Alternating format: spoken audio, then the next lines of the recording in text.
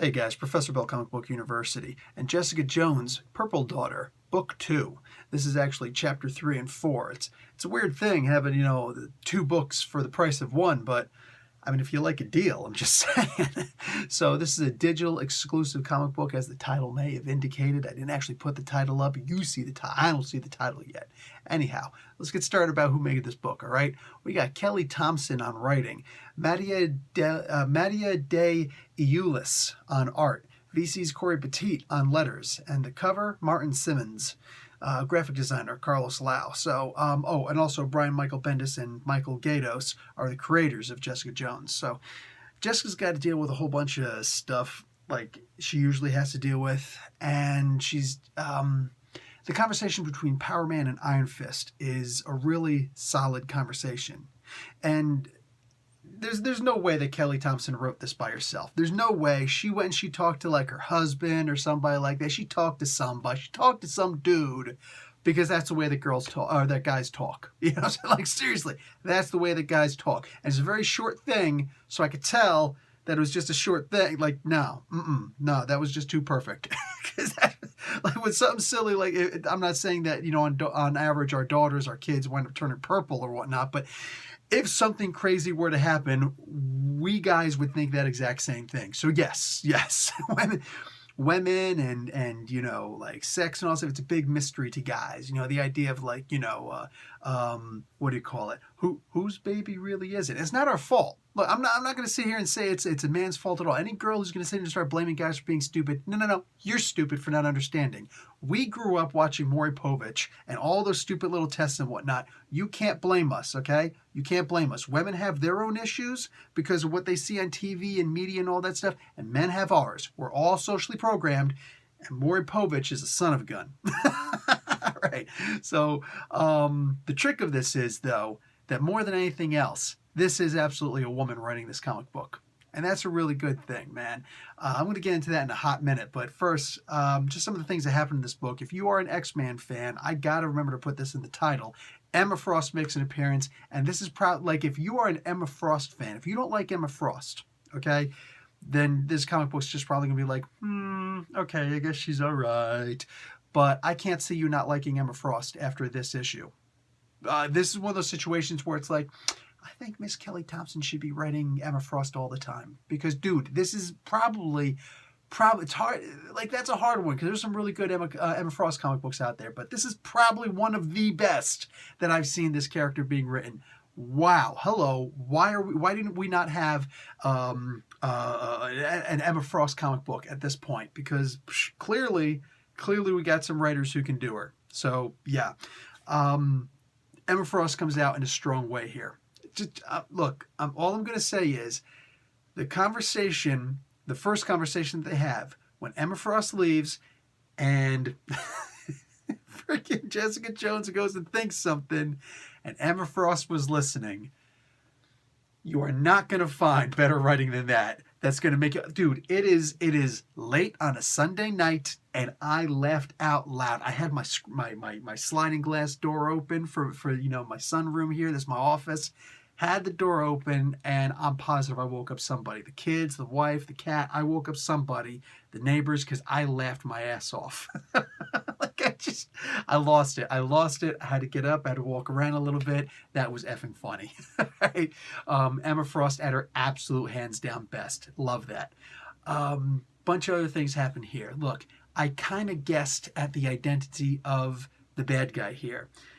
Now, make no mistake, I have a feeling anybody could figure this out, just because like it seemed pretty obvious to me the way that everything was being set up. And it's a first appearance also. So how did you figure it out then? Read the comic book. I think you'll understand what I'm talking about. It was pretty easy to not pretty easy, but like I presumed and I was right. I'm like, ratification. You know, saying I feel justified. All right. But that being the case, it was still really good. It wasn't one of those things like, I knew it. It was like, I knew it. You're saying the same thing, but there's a different enthusiasm when you're saying it. You know what I'm saying? So this was a really solid comic book, man. I absolutely love this. The Jessica Jones series is not allowed to end at this point. If you guys aren't reading the digital comic, look, honestly, in my heart, I understand. But you still have my sympathies. I get the need to have that physical copy. And it is what it is. But dude, this is an amazing comic book, an absolute hands down amazing comic book. I love this. And look, I'm just gonna say something. This is the thing I was gonna talk about before. The hot minute, it's time. All right, look, you are having trouble talking to girls. You don't understand the whole women thing. I get it. Women are a mystery, man. Women are a mystery, all right? We're just a bunch of dumb cavemen brutes. You know what I'm saying? We walk around, we're thinking to ourselves, what happened to the days we just grab a heavy stick, club a woman over the head, she wakes up and she got a baby. Maybe not so good for them, but for us, at least made things very easy, okay? We went with that for a long time. Now all of a sudden, women have free thought all of a sudden, and we can't understand what the hell they're talking about. We can't understand what they're thinking. We have no idea what the hell's going on. All right, if we had to say there was something bad about the women's lib movement, we suddenly realize as men that we don't know what the hell's going on. Okay, it's just we made it too easy on ourselves. So look, if you are perhaps having a hard time understanding what a woman wants in a guy, maybe consider reading a Kelly Thompson book, because that's something that I've noticed, okay? Specifically in her Mr. and Mrs. X comic book, which is one of the best comic books on the shelves right now, just saying. But this is also pretty damn close. This is pretty damn close to that, especially with issues like this. Getting inside the head of a woman. You know what I'm saying? I'm just saying. All right, look. I was a pretty big guy. You know, a fairly good-looking guy. You know, shave me off, shave this gorilla. You know what I'm saying? I'm a pretty good-looking guy, all right? Big, brute, military, martial arts. You know what I'm saying? Pretty tough guy. I grew up a tough Italian guy. You know what I'm saying? Women like a guy who could win a fight and protect them. You know what I'm saying? Women like a guy who's gonna, go out and not talk too much, and don't tell jokes to women because they're gonna think that you're a joke if that's the case. No. They like the strong, brooding, silent type and stuff like that. Yeah, that's right. Because that's the crap that we're given in movies. All right, that's the crap that we're given in movies, the James Dean type, where it's like, we don't look like James Dean, but you act like James Dean. Well, to a degree, you got to be the big tough guy. You got to be the big tough guy. I got lucky that I had my defenses down, like when I met my wife and stuff like that, because I'm just saying, yeah, the brutish behavior, I wouldn't have gotten such a hot woman like this. I wouldn't have gotten such an amazing human being like this if I were to have my guard up and stuff like that.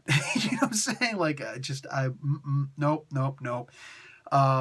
And it's like, it's refreshing to see that there is actually media out there where a guy can understand that, no, those 80s movies with Arnold Schwarzenegger and all that stuff, they're really fun, but it's not the way that guys need to be.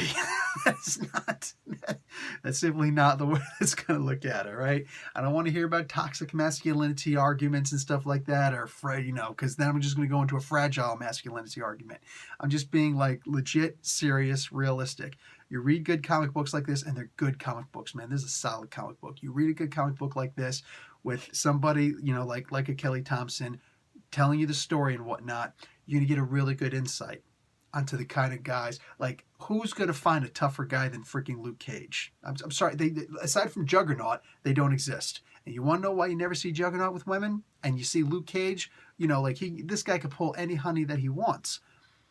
It's because of stuff like this. Like, this is a good Luke Cage comic. I don't care if he fights in this comic book or not. That's not the point. You know what I'm saying? All of this is solid. So, life lessons. I'm just saying, a whole bunch of people out there women don't like me because you're a douchebag. That's why. Okay? That's why women don't like you. You want women to like you? Consider reading this comic book. Learn a lesson or two. All right? Drop the act. Drop all the nonsense and just be an actual human being. This is actually really good stuff. It's funny that that's the kind of stuff that I get out of reading a comic book like this, man. But like, you get a good comic book, and it almost feels like a self-help comic book. I'm just saying. All right, guys, I'm out. Professor Bill, Comic Book University. Class dismissed.